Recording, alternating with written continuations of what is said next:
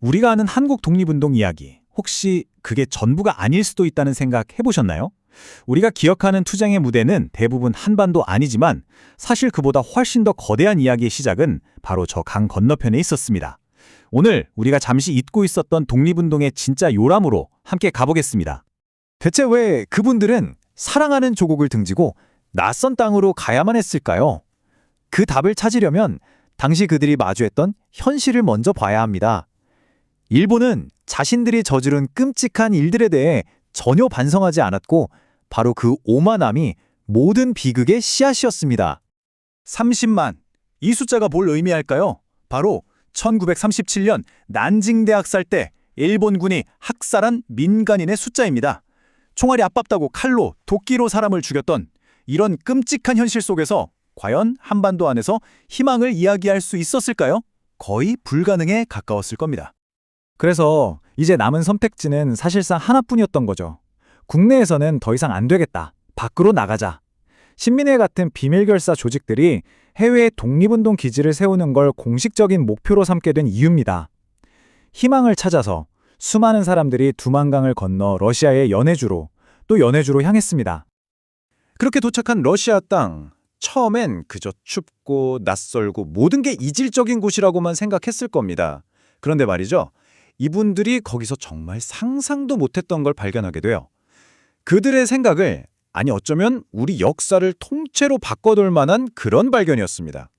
아니, 이 황량하고 텅 빈 러시아 들판 한가운데서 대체 뭘 발견했길래 역사를 다시 쓰게 만들었다는 걸까요? 바로 한국식 궁궐에서나 볼 수 있는 주춧돌이었습니다.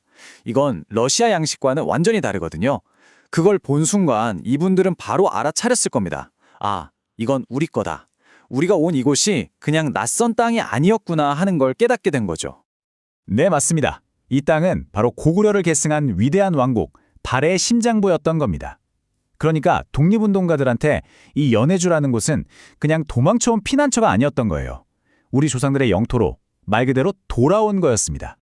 이런 깊은 역사적 연결고리가 있으니까 그냥 이주해서 사는 걸로 끝나지 않았습니다. 이 땅에 우리 조상들의 숨결이 살아있다는 걸 깨닫자 여기서부터 본격적으로 독립을 위한 단단한 기반이 만들어지기 시작합니다. 처음에는 기근을 피해서 먹고 살기 위해 넘어온 분들이 많았어요. 1860년대부터죠. 그런데 이분들이 정말 대단했던 게 그 척박한 땅을 우리만의 농사기술로 완전히 황금빛 옥토로 바꿔버린 겁니다.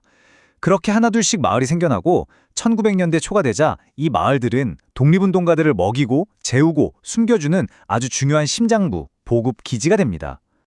시간이 흘러 지금은 모든 게 사라진 옛마을 터에 가보면 유독 반복해서 발견되는 물건이 하나 있습니다.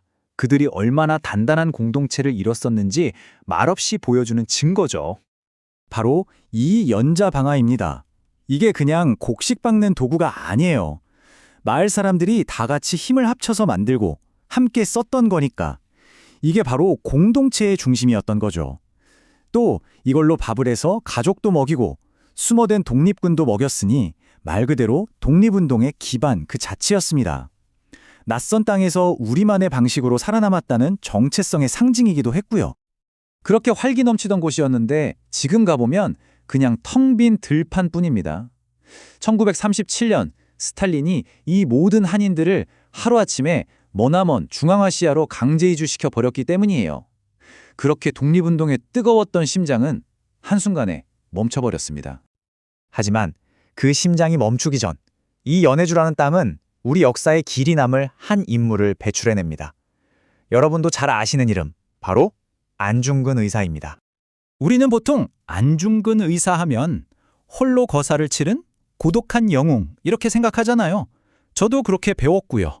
하지만 진실은 우리가 아는 것보다 훨씬 더 깊고 또 훨씬 더 위대합니다. 정말 혼자였을까요? 절대 아니었습니다. 그의 뒤에는 방금 우리가 봤던 바로 그 연해주의 단단한 공동체가 있었습니다. 그들의 지원이 없었다면 하얼빈 의거는 불가능했을지도 몰라요. 영웅 한 사람의 이야기가 아니라 거대한 공동체의 이야기였던 거죠. 자, 이걸 보세요. 안중근 의사가 행동에 나선 실행가였다면 그 뒤에는 최재형처럼 막대한 돈을 댄 자금책이 있었고요. 또 이 모든 걸 지휘한 이범용 같은 지도자가 있었습니다. 안중근 의사는 이 거대한 시스템의 가장 날카로운 칼끝이었던 셈이죠. 그 유명한 단지 동맹이 바로 이때의 일입니다. 동지들과 함께 왼손 약지를 잘라 그 피로 대한독립 네 글자를 쓰며 맹세했죠. 이 맹세 이후 그의 목표는 단 하나였습니다. 블라디보스토크에서 이토 히로부미가 하얼빈에 온다는 정보를 입수하고 그는 망설임 없이 길을 떠납니다. 그리고 마침내 1909년 10월 26일 역사의 그날을 맞이하게 되죠. 거사는 성공했지만 안중근 의사의 이야기는 여기서 끝이 아닙니다. 오히려 그의 진짜 이야기는 어쩌면 그 이후부터 시작된다고 할 수 있어요. 그의 재판, 그의 마지막 말, 그리고 그가 남긴 유산이 지금까지도 우리에게 아주 큰 울림을 주고 있거든요. 사형 선고를 받고 사실 안 의사도 인간인지라 항소를 고려했다고 해요. 그때 그의 어머니 조 마리아 여사가 이런 편지를 보냅니다. 나라를 위해 하는 일인데 구차하게 목숨을 구걸하지 마라. 당당하게 죽는 것이 어미에 대한 효도다. 이 편지를 받고 안 의사는 깨끗하게 항소를 포기합니다. 그리고 법정에서도 정말 당당했습니다. 일본 검사가 그를 테러리스트로 몰아가자 그는 이렇게 말하죠. 나는 테러리스트가 아니다. 나는 대한해군 참모 중장으로서 동양의 평화를 깨뜨린 전쟁 범죄자 이토 히로부미에게 사형을 집행한 것이다. 그는 자신을 범죄자가 아닌 전쟁 중인 군인으로 규정했던 겁니다. 이 말을 되새기면서 지금 두만강 국경에 서 있다고 상상해보면 기분이 참 묘합니다. 100여 년 전 저 강을 건넜던 분들의 염원, 그분들이 꿈꿨던 완전한 독립은 아직 우리에게 오지 않은 거죠. 남과 북이 하나가 되어야 비로소 그분들의 투쟁이 끝나는 게 아닐까 싶습니다. 결국 연해주의 역사는 우리에게 이걸 말해주는 것 같아요. 우리 민족의 역사는 이 한반도라는 국경 안에만 갇혀있지 않다는 사실을요. 그렇다면 우리 미래는 어떨까요? 어쩌면 우리의 미래 또한 저 강 너머, 국경 너머에 있는 건 아닐까요? 한번 좀 깊이 생각해 볼 질문인 것 같습니다.